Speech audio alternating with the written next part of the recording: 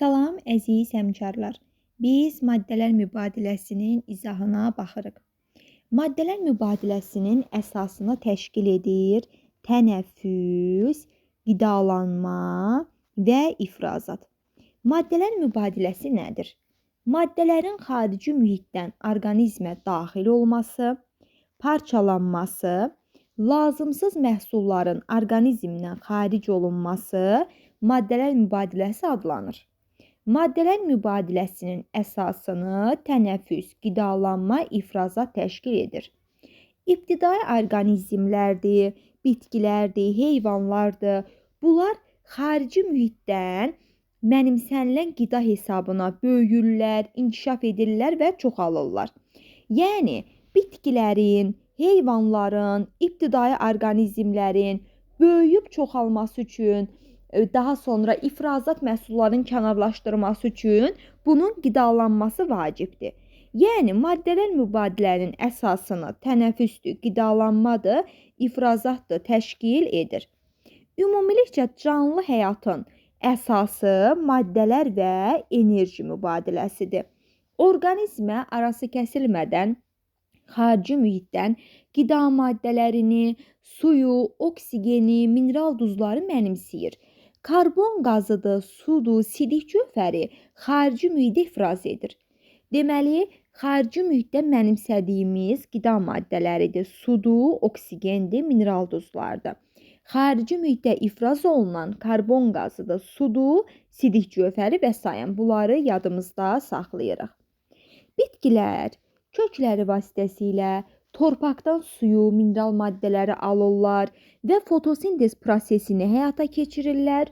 Fotosintez prosesində də 6 mol karbon okin üzərinə 6 mol su gəlirlər.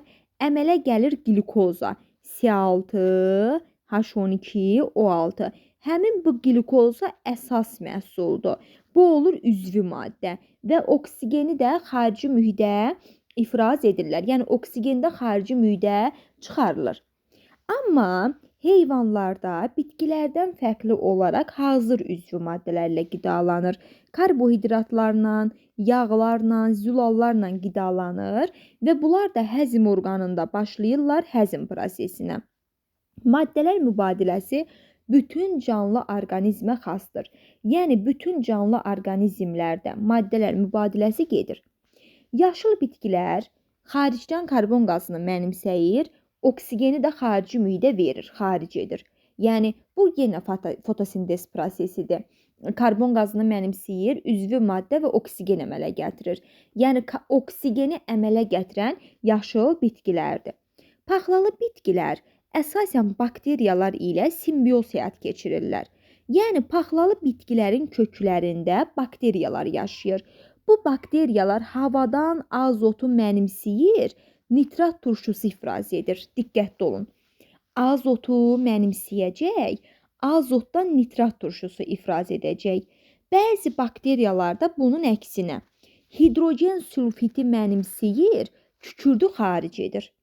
Deməli, paxlalı bitkilərin köklərində yaşayan bakteriyalar havada olan sərbəst azotu mənimsəyib nitrat turşusu ifraz edir. Amma bəzi bakteriyalar da hidrogen sulfiti mənimsəyir, kükürdü xaric edir. Ümumilikcə, maddələr mübadiləsi özü bir neçə ardıcıl gedən biokimyəvi proseslərdən ibarətdir. Yəni, biri-birini əvəz edən. Bu sıralama hansılardır?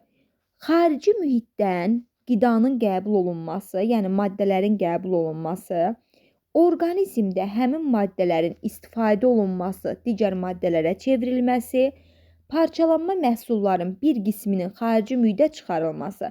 Bunu belə yadınızda saxlayın. Maddəni daxil etdim, parçalanır, istifadə olunur və lazımsızlarda xarici mühitə çıxarılır.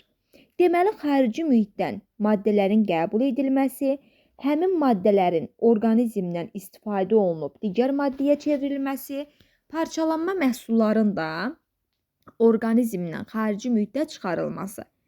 Maddələr mübadiləsinin 3 əsas forması var və ya 3 əsas istiqaməti var. Ümumi maddələr mübadiləsi, aralıq maddələr mübadiləsi, əsas və enerji mübadiləsi. Orqanizmdə müşahidə olunan oksiləşmə reaksiyaları bu toxuma tənəffüsü adlanır. Bu oksiləşmə reaksiya prosesləri maddələr mübadiləsinin əsasını təşkil edir. Yəni bu ümumi maddələr mübadiləsinə aiddir. Oksiləşmə reduksiya reaksiyaları oldu ümumi maddələr mübadiləsi. Artıq maddələr mübadiləsi üzv və toxuma hüceyrələrində müəyyən üzvü birləşmələrin digərinə çevrilməsidir. Yəni hüceyrə daxili həzm prosesidir. Bu aralıq maddələr mübadiləsinə aiddir. Yenə deyirəm. Oksiləşmə reduksiya reaksiyaları ümumi maddələr mübadiləsidir. Ümumilikcə, üzv və toxumalarda müəyyən üzvü birləşmələrin digərlərinə çevrilməsi, yəni hüceyrə daxili həzm prosesi də aralıq maddələr mübadiləsidir. Əsas və enerji mübadiləsi orqanizm üçün lazım olan enerjinin alınması, bir enerji növünün digərinə çevrilməsi də bu da olur əsas maddələr mübadiləsi. Orqanizmin qidalanması, tənəffüsdür, ifrazatdır. Bu proseslər biri-biri ilə əlaqəlidir. Ancaq maddələr mübadiləsi canlı aləmdə eyni dərəcədə getmir. Yəni fərqli dərəcələrdə gedir. Məsələn, soyuqqanlı heyvanlarda balıqlardır. Bunu itirə bilsək. Məsələn, soyuqqanlı heyvanlar, baxın, balıqlar, suda quruda yaşayanlar, sürünənlər, bunlar soyuqqanlı heyvanlardır. Maddələr mübadiləsi zəifdir. Niyə zəifdir? Çünki onların temperaturu xarici mühitdən asılı olur. Yəni temperatur istidirsə, maddələr mübadiləsi də intensivlənəcək. Yox, temperatur azaldıqca maddələr mübadiləsinin intensivliyi də azalacaq, yəni sürəti də azalacaq. Amma istiqanlı heyvanlar, məsələn, quşlarda, məməlilərdə maddələr mübadiləsi intensiv gedir. Yəni sürətli gedir. Çünki belə canlıların bədən temperaturu özündədir. Xaricdən hər hansı bir mühitdən asılı deyil. Quşların bədən temperaturu da 40 Selsidən aşağı olmur. Buna görə də quşlar ən soyuq bölgələrdə belə yaşaya bilirlər. Çünki maddələr mübadiləsi sürətli gedir. Soyuqqanlı heyvanlar da maddələr mübadiləsinin zəifləməsi hesabına qış yuxusuna gedirlər. Daha sonra maddələr mübadiləsinə təsir edən amillər. Ümumilikcə maddələr mübadiləsinə təsir edən amillər həm daxili amillər var, həm xarici amillər var. Daxili amillər orqanizmdə gedən maddələr mübadiləsinə birbaşa təsir göstərir. Amma xarici amillər isə maddələr mübadiləsinə dolayı yolla təsir göstərir. Məsələn, həddən artıq soyuğun orqanizmə, daxili orqanlara təsir edir ki, bu zaman maddələr mübadiləsi pozulur. Soyuq xarici amildir. Çünki xaricdən insana təsir edir. Hava soyuyur, bu soyuq xarici amil oldu. Və soyuma nəticəsində orqanizmdə maddələr mübadiləsinin pozulması görülə bilər insan soyuqlayanda. Amma ümumilikcə daxildə olan hormonların təsiri ilə, müxtəlif fizioloji proseslərin təsiri ilə maddələr mübadiləsi pozulursa, bunlar daxili amillərdir. Maddələr mübadiləsində əsas güclü təsir göstərən qidalanma prosesidir. Ümumilikcə insan sutkada qida payına önəm verməlidir. Yəni zülal, yağ, karbohidrat normada qəbul olunmalıdır. Qida keyfiyyətli olmalıdır. Qida rejimi müəyyən olmalıdır. Maddələr mübadiləsi müxtəlif yaşlarda da fərqli olur. Əsasən bunu necə tapa bilərik? Baxın, azot orqanizm tərəfindən mənimsənilməsi səviyyəsi orqanizmin yaşından, fəaliyyətindən və fizioloji vəziyyətindən asılıdır. Məsələn, uşaqlarda müsbət azot balansı, yaşlılarda mənfi azot balansı var. Azot balansı necə hesablanır? Sutka ərzində orqanizm tərəfindən mənimsənilən azotun miqdarından xaric olunan azotun miqdarını çıxırlar. Burada bölürlər yazıb. İndi bu neçənci ilin PDF-idir bilmirəm. Məsələn, bir dənə gözləyin. Davam edək. Baxın, Burada bölürlər yazıb, amma siz artıq bölürlərlə götürməyəcəksiniz. Çünki bu 2018-in PDF-idir. Yeni kitablarda, yeni tədris ilində bunu çıxırlar. Yəni daxil olan azotun miqdarından xaric olunan azotun miqdarına çıxırlar. Bu zaman alınan rəqəm 1-dən aşağıdırsa mənfi azot balansı, 1-dən yuxarıdırsa müsbət azot balansı adlanır. Əgər 0 olarsa, azot balansı tarazlığı yaranır. Yəni, yenə deyirəm, uşaqlarda oldu müsbət, yaşlılarda oldu mənfi azot balansı. Azot, yəni sutka ərzində insan tərəfindən mənimsənilən və xaric olunan zülalın miqdarına görə bölürlər. Ümumilikcə baxın, bölürlər yox, çıxırlar. Yenə burada bölürlər yazır deyə çaşıram. Çıxırlar, yadınızda saxlayın. Qidanın tərkibində olan, yəni qidalandığı azot, zülalın miqdarını tutalım M. Xaric olunan zülalın miqdarından çıxırlar. Alınan rəqəm 1-dən aşağıdırsa mənfi azot balansı, 1-dən yuxarıdırsa müsbət azot balansı adlanır. 0 olarsa azot balansı tarazlığı yaranır. Ümumilikcə, mərkəzi sinir sistemi də maddələr mübadiləsinə təsir edir. Baxın, bu hissələri diqqətlə cümlə və cümlə oxuyun. Maddələr mübadiləsinin nizamlanması vegetativ sinir sistemi ilə həyata keçirilir. Biz dedik ki, maddələr mübadiləsinin əsasını qidalanma, ifrazat, bir də tənəffüs prosesi təmin edir. Bu da daxili orqanlardır. Və daxili orqanların da işi vegetativ sinir sistemi ilə tənzim olunur. Mərkəzi sinir sistemi ilə daxili sekresiya vəzlərini idarə edir. Ümumilikcə biz bilirik ki, mərkəzi sinir sistemi baş beyin və onurğa beyindir. Bunlar da baş beyin daxili sekresiya vəzlərini idarə edir. Sekresiya vəzlərinin hormonları öz növbəsində maddələr mübadiləsini humoral yolla tənzimləyir. Ümumilikcə daxili sekresiya vəzləri qana hormon ifraz edir və ifraz etdiyi bu hormonlar maddələr mübadiləsinə təsir göstərir. Məsələn, ən əsası insulinlə glikoqon hormonu. Maddələr mübadiləsinə həmçinin fermentlərin miqdarı da təsir göstərir. Fermentlər də bizim mədə-altı vəzi tərəfindən ifraz olunan fermentlər var. Bir də mədənin içərisində ifraz olunan fermentlər var. Beləliklə, həzm və maddələr mübadiləsinin tənzimi neyrohumoral mexanizm vasitəsilə həyata keçirilir. Neyrohumoral, yəni həm sinir sistemi vasitəsilə, həm də endokrin vəzlər, yəni humoral yolla təsir göstərir. Daha sonra vitaminlər və mikroorqanizmlər, orqanizmlərdə maddələr mübadiləsinə bunlar da təsir göstərir və böyük əhəmiyyəti var. Yəni, bir vitamin digər vitamini əvəz edə bilmir. Məsələn, mən hər zaman C vitamini qəbul edim, məndə C vitamini yüksəkdir. Amma B vitamini aşağıdır. Bu C vitamini gəlib V vitaminini əvəz etməyəcək. Yəni, hər bir vitamindən insan orqanizmdə olmalıdır. Və orqanizmdə vitamin çatışmırsa, bu hipovitaminoz adlanır. Hipovitaminoz. Əgər vitaminin miqdarı çoxdursa, bu hipervitaminoz adlanacaq.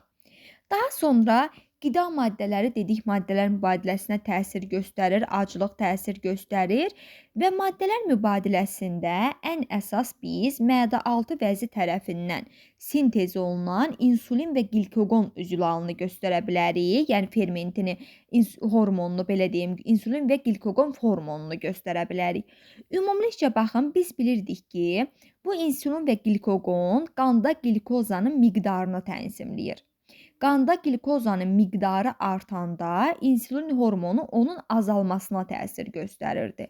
İnsulin hormonu çatışmayanda maddələr mübadiləsində pozulma baş verir ki, bu zaman şəkərli diabet xəstəliyi əmələ gəlir. Və belə orqanizmlərdə, belə insanlarda maddələr mübadiləsi pozulur, qanda suyun miqdarı artır. Əgər suyun miqdarı artır yox, azalır. Əgər suyun miqdarı azalırsa, osmotik təzyiq bunun əksinə olaraq artacaq. Maddələr mübadiləsi də pozulur. Daha sonra maddələr mübadiləsinə məsələn həddindən artıq içkidir, spirtlik içkilərdir, narkotiklərdir, siqaret çəkməkdir, xarici müdamilləri, bunlar da maddələr mübadiləsinə təsir edirlər. Əlavə olaraq maddələr mübadiləsinə hər hansı bir zərərli maddələrin insan orqanizmdə miqdarı artdıqda bu da maddələrin mübadiləsini pozur. Məsələn, göbələyi yedik, zəhərləndik, zəhərli cücü bizi sancdı, dərmanlardan düzgün istifadə etmirik, ilanın bizi sancması, bunlar maddələr mübadiləsinin pozulmasına təsir edir. Və hüceyrə səviyyəsində gedən maddələr mübadiləsi var ki, bu zaman əgər pozularsa, gic, hepatit, xərçəng xəstəlikləri əmələ gəlir. Bunları da yadınızda saxlayırsınız. Maddələr mübadiləsində baş verən dəyişikliklər var. Ümumilikcə biz bildik ki, orqanizmə üzvü maddələr qəbul olundu. Bunlar zülal, lipid, bir də karbohidratdır. Və insan orqanizmə ən vacib qidalardan biri də karbohidratdır. Çünki bizim əsas enerji mənbəyimiz karbohidratdır. Karbohidratlar qidanın əsasını təşkil edir və gündəlik 380-500 qram karbohidrat qəbul edirik. 85 qram da zülal. Bu 85 qramın 48 qramı heyvani mənşəlidir. Və bu gündəlik qida rasionunda karbohidratların miqdarı zülallara nisbətən 4,5 dəfə çox olur. Yəni insan nisbətən karbohidratları daha artıq qəbul etməlidir. Və karbohidrat insan orqanizminə düşdükdə hansı proseslərdən keçir? Qidanın tərkibində həzm sisteminə düşən karbohidratın həzmə uğrayıb qana sorulması. Qana keçmiş glikozanın bir hissəsinin, ümumiyyətlə karbohidratın tərkib hissəsi glikozadır. Yəni qana keçmiş glikozanın bir hissəsinin insulin hormonu iştirakı ilə glikogenə çevrilib ehtiyat halında toplanması. Glikozanın dissimiliyasiyası, parçalanması, heksozaların 6 karbonlu karbohidratlar müxtəlif növlərin biri-birinə çevrilməsi. Məsələn, fruktoza, galaktoza sintezi olunur və karbohidrat strukturuna malik olmayan məhsullar, gliserin, amin turşuları glikozanın sintez edilməsi. Yəni bunlardan da glikoza sintez olunur. Ümumilikcə karbohidratdır, zülallardır, yağlardır.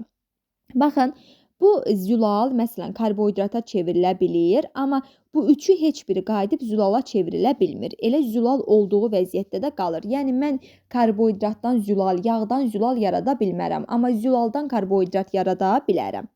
Yəni orqanizm yaradır. Mən deyəndə orqanizm. Daha sonra ümumilikcə pankreat xəstəliyi var ki, biz bilirik ki, pankreat məadaltı vəzi tərəfindən ifraz olunan amilazanın miqdarı azalanda yaranan xəstəlikdir. Bu zaman nə olur? Nişasta və glikogenin həzmi pozulur. Artıq nişasta həzmə getmədiyi üçün bağırsaqda toplanır və bu zaman qıcqırır və qıcqıranda bağırsaq turş reaksiyalı olur. Və turş mühitdən bağırsaq reseptorlarına təsiri nəticəsində ishal törənir və bu xarici sekretor funksiyasının pozulmasıdır, yəni mədə-altı vəzinin. Bir də orqanizmdə qanda şəkərin qatılığına görə bəzi formaları var. Məsələn, qanda şəkərin qatılığı 6,66 mol bölünsün litr, yəni 120 mg/faizdən çox olması hiperglikomiya, 3,59-dan az olması hipoglikomiya və qanda glikozanın artığı 9-dan yuxarı olması artıq glikozuriya xəstəliyi adlanır. Çünki sidikdə şəkər ifraz olunur. Məsələn, diaqrama diqqətlə baxırıq. Baxın, ümumilikcə 3,59, yəni artıq onu normal rəqəm kimi 4 götürə bilərəm, yuvarlaqlaşdırsam. 4 ilə 6-nın arasındadırsa, bu sağlam insandır. Yəni artıq bunda şəkərin hər hansı bir forması yoxdur. Yox, 6-nı vurub keçirsə, düz 9-a qədər gedirsə, hələ 9-u keçməyib. Deməli, burada gizli şəkər var. Yəni, şəkər artıq qanda görsənir. Amma 9-u vurub keçərsə, artıq 9-u vurub keçirsə, deməli, burada birinci şəkər xəstəliyi var, yəni şəkərli diabetdir. Artıq qanda şəkərin miqdarı həddindən artıq artıb. Sidikdə də şəkər ifraz olunur. Ümumilikcə, bu şəkərli insanlarda şəkəri yoxlamaq üçün 15 dəqiqədən bir şəkərin miqdarını yoxlayırlar. Daha sonra lipid mübadiləsinin pozulması var. Lipidlər əsasən, yəni yağlar, yağ və ya lipid elə belə götürə bilərik. Lipidin həzmi məadaltı vəzi tərəfindən ifraz olunan lipazanın fəallığından asılıdır. Əgər lipid mübadiləsi pozularsa, bu zaman lipid orqanizmin həzminə və sorulmasına öz təsirini göstərir. Baxın, öd axacağının tutulması, öd kisəsinin iltihabı, öd sekresiyasının pozulması, infeksiyon hepatit zamanı yağların həzmi və sorulması pozulur. Artıq bu zaman bağırsaq möhtəviyyatında öd turşularının olmasından asılıdır. Yəni bunların sorulması. Əgər öd turşusu yoxdursa, sorulma pozulacaq. Bu zaman nə olur? Nəcisin tərkibindəki hidroliz olunmamış yağlar, üzvü turşular olduğuna görə bu nəcis bozumtul və ağ rəngli olacaq.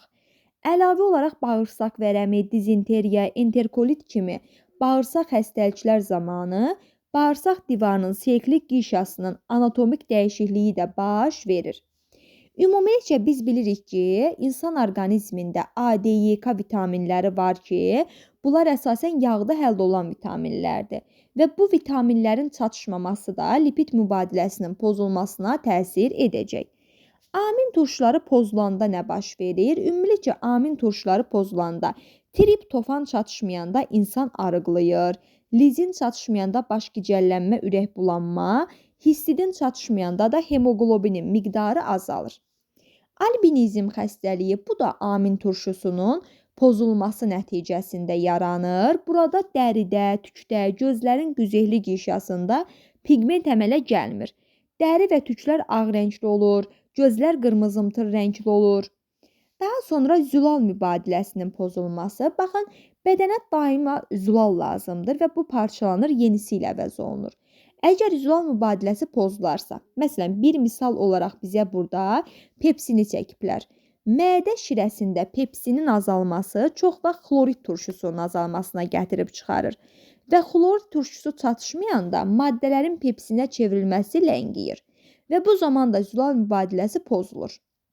Ümumilikcə, orqanizmdə nəcislə xaric edilən azotun miqdarı 2,5 qramdan artıq olmur. Zülal mübadiləsi pozulanda uşaqlarda ağıl kəmliyinə və erkən yaşlarda ölümlə nəticələnir. Canlılara təsir edən abiotik amillər, bunu da yadınızda saxlayın, temperaturdur, sudur, temperatura görə soyuqqanlı, istiqanlı. Bir də burada bu cümləni yadınızda saxlayırsınız ki, hər 100 metr yüksəkliyində temperatur 0,5 azalır. Bu testlərdə düşür. Daha sonra sudur, bunlar da canlılara işıqdır, canlılara təsir edən amillərdir. Ali sinir fəaliyyətinin pozulması, ümumilikcə burada əzbər yadımızda saxlamalıyıq. Bu qanda alkoqolun miqdarı. Əgər qanda alkoqolun miqdarı 0,4, 0,5 olarsa, insan özünə nəzarəti itirir, ağıllı düşünə bilmir. 0,1 olanda hərəkətləri nizamsız olur, ya səbəbsiz yerə sevinir, həyəcanlanır. 10-dakıda vəhşin istik baş qaldırır. 10-dakıda alkoqol kütlüyü baş verir. Nə eşitdiyini, nə gördüyünü ayırt edə bilmir. 10-4-də huşunu itirir, yuxuya gedir, sidik ifrazı qeyri-adi olur. 10-6-7 olanda insan ölür. Nikotin mərkəzi sinir sisteminə təsir edir və qan damarlarını daraldır. Bunu yadımızda saxlayırıq. Hərəkət və sağlamlıq. Bu hissədə də əsasən nəyi daha çox yadımızda saxlayırıq? Xolesterin. Ümumilikcə, qan damarlarının divarında xolesterin adlı maddə olur. Həmin bunlar divara yığılması nəticəsində bu qan damarların divarını daraldır və bu zaman ateroskleroz xəstəliyi əmələ gəlir. Bu xəstəlik zamanı ürəyin tac damarları zədələnir. Bu da infarkt xəstəliyinə gətirib çıxarır. Düzgün istirahət də burada pasiv, bir də fəal istirahət, kitab oxumaq, televizora baxmaq, şahmat oynamaq, mənzərə seyr etmək, incəsənət nümunələrinə baxmaq pasiv istirahətdir. Fiziki məşqlərdir, idman oyunlardır, gəzintidir, bağda işdir, yüngül ev işləri də fəal istirahətdir.